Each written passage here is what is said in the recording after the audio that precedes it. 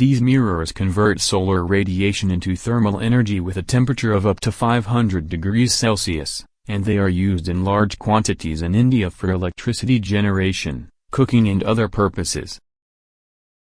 But let's use one of these mirror dishes for space heating of a house somewhere in the Netherlands, which is often called the land of mills. This is the climate in the capital of the Netherlands, and we see that the number of sunny days is small, about the same as in rainy London. Winter in Amsterdam is not frosty, but this month requires space heating of the house, and we will do it only with this dish for 59 square meters of mirrors without a gas boiler or heat pump. The Indians use this concave dish to focus the solar radiation into this well. Almost all of that radiation is absorbed by the walls of the well, and therefore these several tons of cast iron can heat up to a temperature of almost 500 degrees in one day. These photos give an understanding of how the Indians extract thermal energy from the hot cast iron, but we are abandoning these pipes and replacing them with this large mass of sand and stones. It is obvious that this hot cast iron will heat the sand, but successful heating requires increasing the well to these dimensions, and therefore this area of contact between the cast iron and the sand increases to 10 square meters. The thickness of the cast iron wall of the well is reduced to 6 centimeters. A sunny day can temporarily heat those photons of cast iron to 100 degrees above the temperature of the sand, but the hot cast iron transfers the thermal energy to the sand both day and night. The space heating of our Dutch house requires a large mass of this sand and stones, approximately 78 tons, which fit inside these dimensions. So, the solar radiation will heat these 78 tons of sand and stones to 400 degrees Celsius during the summer and keep this temperature for several months in order to use this thermal energy in the non-solar winter. Of course, our heat storage will lose a lot of heat, but here we surround it with urea formaldehyde foam or other cheap thermal insulation. This insulation thickness is 1 meter, but this is low-density aerated concrete with a height of 1.5 meters. This is a hatch which automatically opens during the sun and automatically closes when the sun disappears. This soil is an additional thermal insulation, and its efficiency is expressed in the fact that those thermal leaks heat the soil to approximately these temperatures.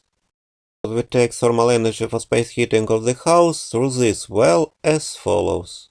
This fan provides air movement through the well, where the air is heated by these hot surfaces with an area of 8 square meters. The hot air passes through this heat exchanger, where the temperature of the air decreases because it transfers its thermal energy to the water, which circulates in the heating system of the house and through these two pipes. Then the cold air goes back to the fan and constantly circulates along this path, but perhaps this more complex system will solve several problems and will better control the power of the space heating. The extraction of thermal energy from the well is described in this table, and it is easy to verify that this amount of kilowatt-hours completely covers the heating needs of a house near Amsterdam with an area of 100 square meters. These are those heat leaks from the heat storage, and this is the kilowatt-hours of energy that comes into the cast iron of the well from our mirror dish. It is obvious that if this energy inflow is greater than the sum of these two columns, those 78 tons of sand and stones are heated in this way from 100 degrees in March to 400 degrees in September. But over the next 5 months the temperature of the heat storage decreases because its thermal energy is forced to cover the difference between this energy outflow and this inflow. The Indians use a Scheffler mirror dish with this massive mechanism which rotates a dish from morning to evening in such a way according to the movement of the sun across the sky.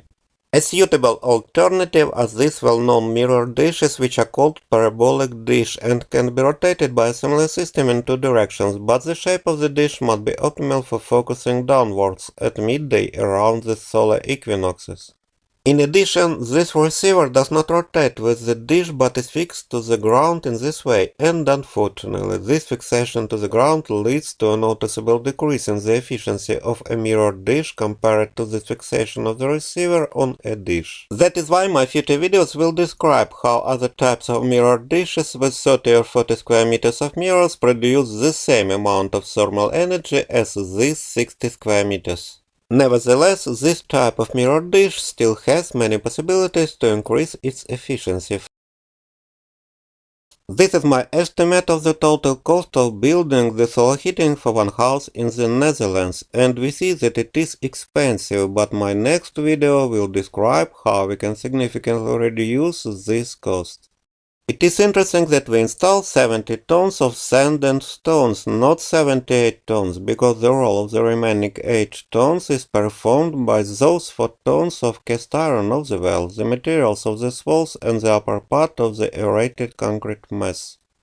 Let's look at the options for these walls, and it can be a steel wall, or a wall made of reinforced concrete for temperatures up to 400 degrees Celsius. This is another wall option, which consists of a metal mesh and thin steel sheets. In addition, the wall may be absent, but this solution will change the shape of the heat storage in this way, or in this way, if we use the wall but 1 or 2 meters high, not 3 meters. I think you understand that my project is not suitable for homemaking. It was just an idea for some startup that would significantly reduce this cost and make the system reliable for operation for 30 or 50 years.